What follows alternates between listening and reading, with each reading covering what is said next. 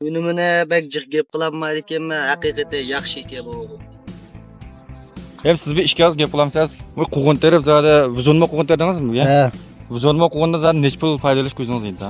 300 ming ko'ydan ortiq foydalash ko'zamidi. 300 ming ko'y. Hozir meni o'n buzib yana boshqa narsa reyslar. Ha, Undan men foydalaysizlar. undan foydalanamiz.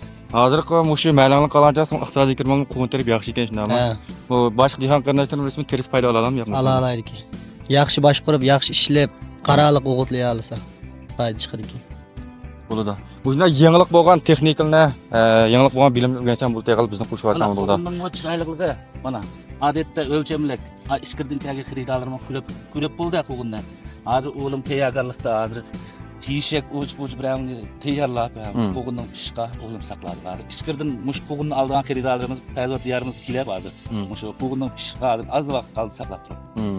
Hozir har qanday vaqt tersak, setishdan ham qilmaymiz. xaridorlar Bulaşdan pul bo'lmaslikdan ham qilmaymiz. Zaten bu quvg'in teriblam, yaxshi boshqarib, yaxshi o'qishdan olsak, har qachonlam xaridorsi oldimiz bilan bor. endi bu shu buni boshqarish qanday telep qo'yib bunga? Buning boshqarish bo'lsa, buning jiq telep ketmaychi. Bu yil endi quvg'indan shu maysarligini 40 sentdan 45 sentgacha qo'yapmiz vallahi. Yaxshi boshqardi. Endi men 100 dan qo'llab bularga butun texnikani etizlik echib, mana taraydigan, chataydigan avval emasmi? Malga shu uni 100 dan hukumatdan qo'llab, haqsiz emgak. Shu chatab birdigan, shu texnikani haqsiz ekilib bir qatimdan qitbadi undan keyin malga yukda bu 100 dan keyin endi boshlab ketdi. Mehmetçak endi mush quvg'inliklar qarshi o'tmagan tangiz. Endi bu ma quvg'in ishlatishga endi telep qilgan quvg'in ishlatish telep qilgan o'g'it bo'lsa, asosan lusenjaliklar o'g'it beramiz. Lusenjalar. Ha, ma luxajalik xlorlik o'g'it bersak, mas kelmaydi. Xlorlikni bersak, yildizni qurtitish avval chiqadi keyin. Luxajalik o'g'it bersak, supetni yaxshi qilmaydi keyin. Lusenjaliklar o'g'it bersak, birinchidan ta'mi yaxshi, rengi yaxshi. Endi vaqmas keldi. Shunga shu lusenjalik shu 3.7 da bu leka qo'yning o'g'itida 3.7 ni, ya'ni 45%lik o'g'itni shuni ishlatdik.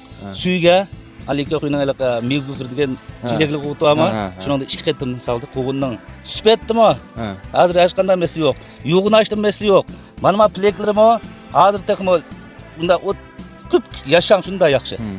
Unda olib qasmış qish quvg'in tergan dehqon qarindoshlarga bizniki mush payliq bakteriya seriqchilikli o'g'itni tavsiya qilsak, mana shunda amaliy unumga mana shundaroq bo'lsa bo'ladi. Unda olib qasam mush yangilik dehqonchilik bilimlarini o'rgansam bo'lsa, qanda birini ziroat tersam jiqroq foydalanim deb aytganlar bizni qo'shib olsangiz bo'ldi.